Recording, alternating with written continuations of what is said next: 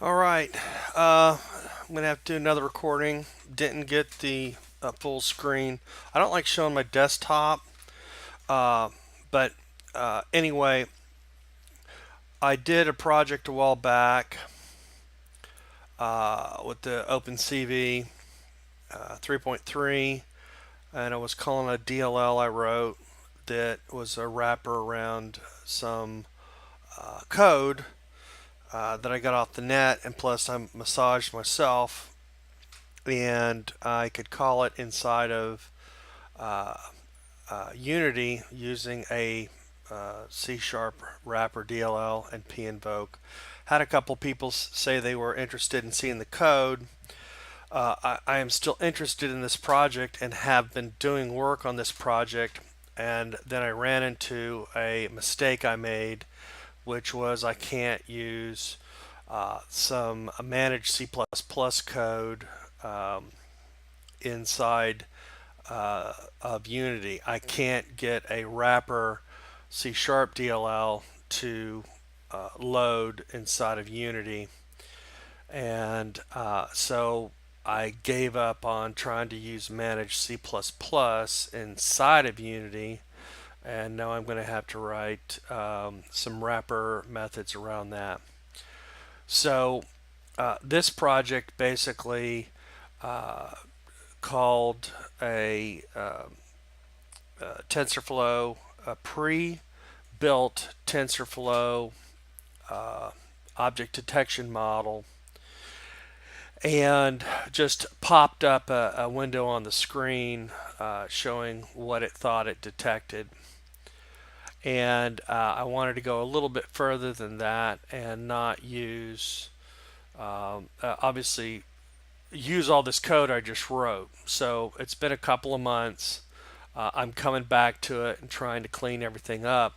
There's a lot of integration issues, which means you have to have OpenCV 3.4 installed. You have to have environment variables installed to get the DLL going. And since I didn't get a lot of views on this, I was like, I wasn't even going to bother with it. But I'm going to go ahead and try to do it. The other thing I'm using and involved with is the machine learning plugin for TensorFlow, or I'm sorry, for Unity. Some of that uses Miguel's TensorflowSharp. And originally I saw this months ago and wasn't too interested in it, didn't quite get it. But he does have an example now of doing object detection. So unit or TensorFlow has two different types of things. A little bit of history. They have a model that can detect what's on the screen and say if it's a cat or a dog, and then they also have object detection models that can do multiple inference, what they call inference, multiple detections all in one. That's really what I want inside of Unity to play around with object detection and things like that. I'm showing his site. I don't. He also has a package for Unity which you can install inside of Unity, and that is what I use to get the stuff to work. But so I'm kind of torn between using TensorFlow Sharp and using OpenCV to run TensorFlow models. This right here is an example of using TensorFlow Sharp, and there are some speed differences. So in this project right here, this is what I'm trying to clean up. I've got a lot of Miguel's code pushed into another DLL. I've got Miguel's code kind of pushed around into this project so I can use it inside of this WinForm. Right now the WinForm is running in debug mode. There is a considerable speed difference. Also, when I recorded this video, I was in debug mode and I was on a 10-year-old computer. I have recently upgraded to an 8 core with the GTX 1050, and with 16 gigs of RAM and a 256 SSD, because that's what you're going to need if you want to build and retrain your own models, even doing something called transfer learning. You're going to have to, kind of bear with me here if you guys want to see the code and not go through GitHub. So anyway, I'm going to run this example. This is not Unity, obviously. This is the WinForm project that's running that I use to test the C++ DLL and also test TensorflowSharp.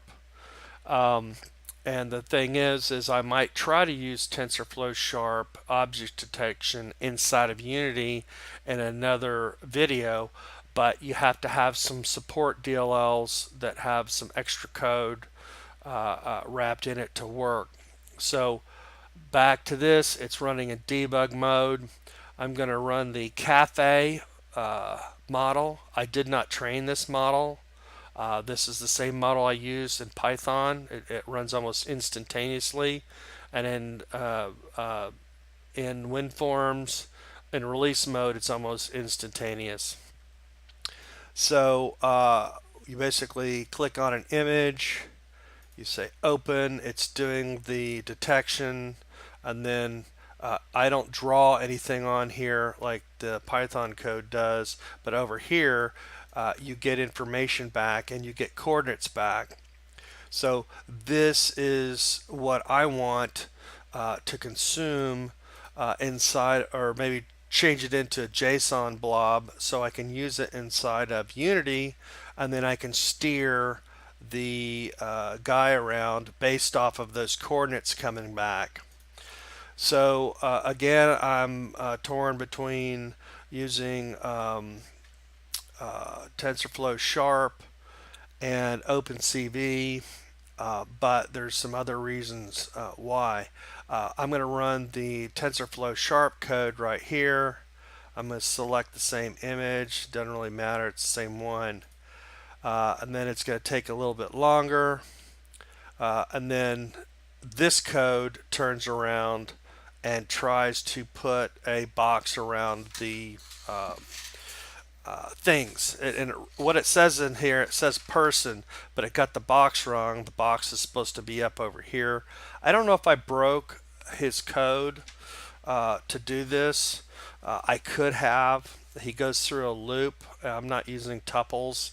A lot of his code I had a hard time even getting to compile on 2017. So it's Visual Studio 2017 running in 64-bit mode with the .NET Framework 4.6. So there's all these things that have to happen to get this to work. And right now, I don't know if I caused this problem. I don't know if the model I am using with his code is any good. That's the thing you start learning with doing object detection, using TensorFlow, using Cafe, using Torch. You almost don't know how good your models are. They'll load, but they might not be trained as well as production class models that you get from Google. And let's try another one. I don't think that works. I'm going to kill it. I had a little issue. So let's try this one, which is kind of interesting. This image has kites in it. And we're going to do TensorflowSharp. And you can see how long it takes. But then you can see it says 80% this is a kite. It thinks that's a kite. It didn't pick the people up down here like it's supposed to.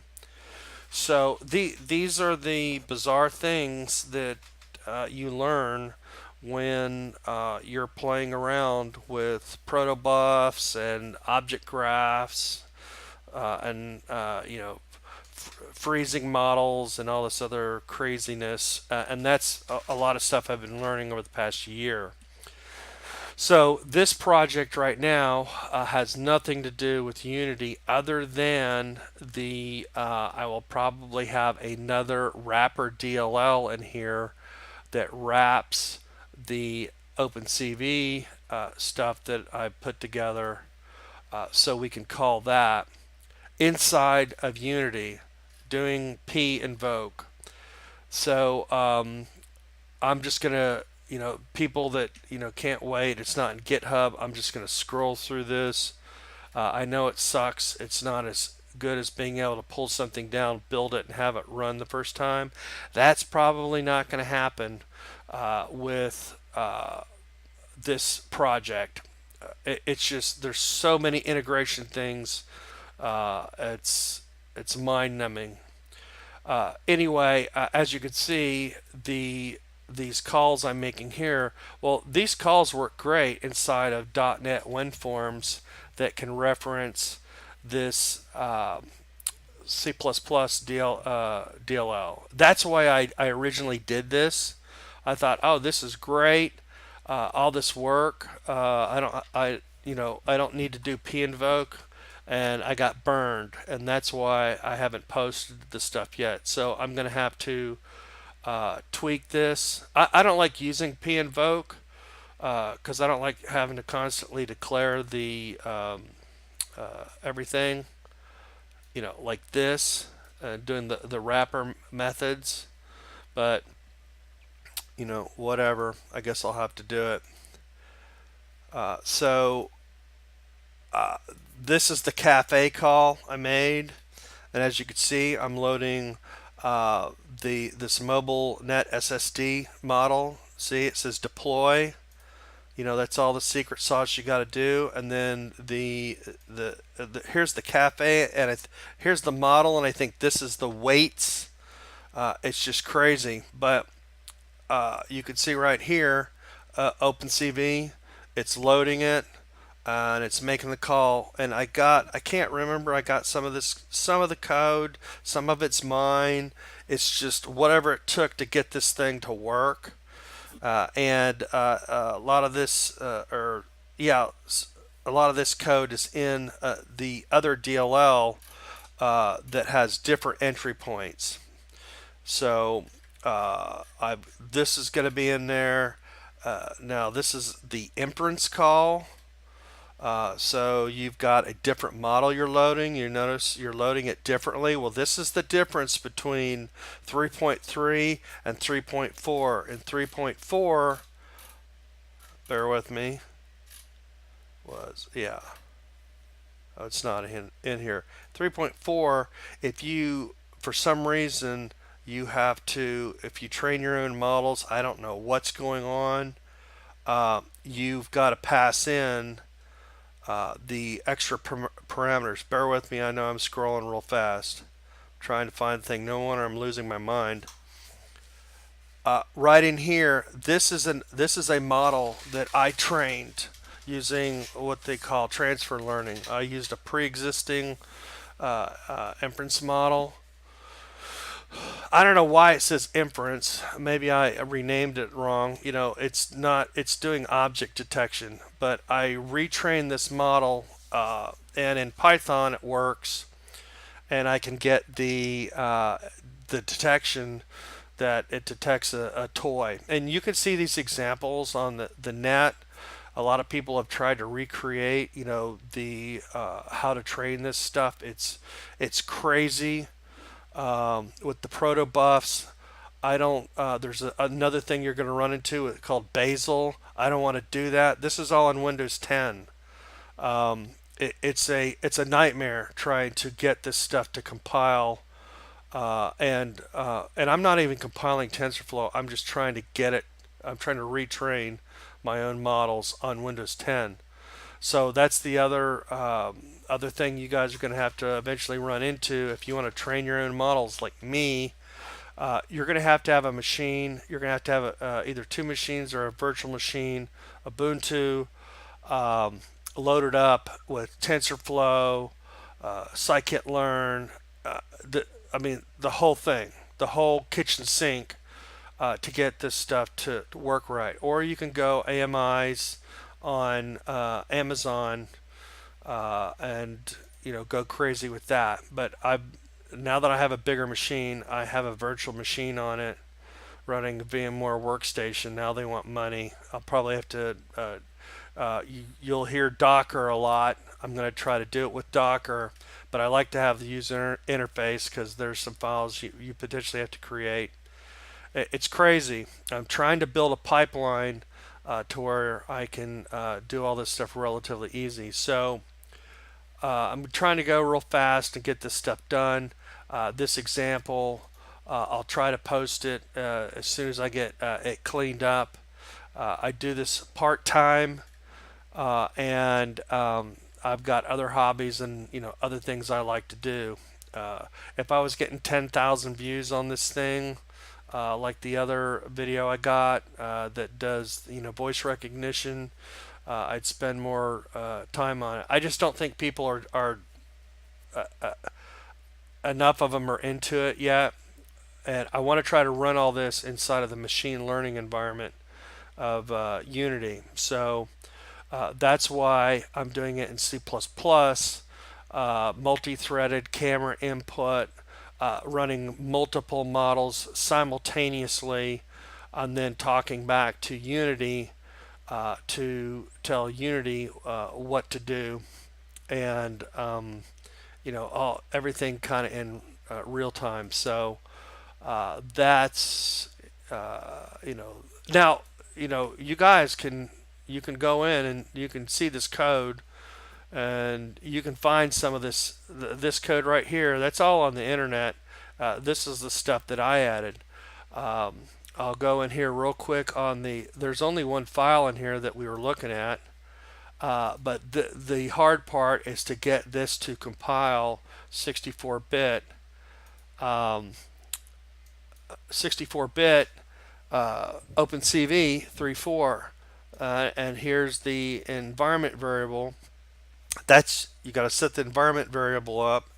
I put it on C drive, an OpenCV 3.4 whatever, and you will see the settings in here, and you got to do additionals.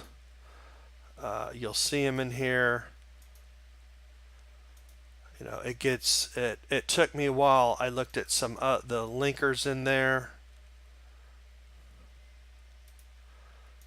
and then there's two other files that are in this the source directory you can't see in here that are inherited settings, and I got some of that off of the internet. Somebody, see, there you go right here. Now that's debug.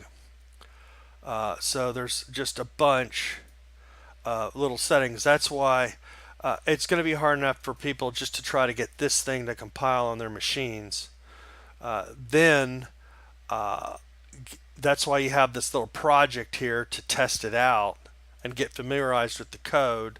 Then you got to take all these DLLs and the models and get them into Unity, the assets plugin directory, so Unity could see them.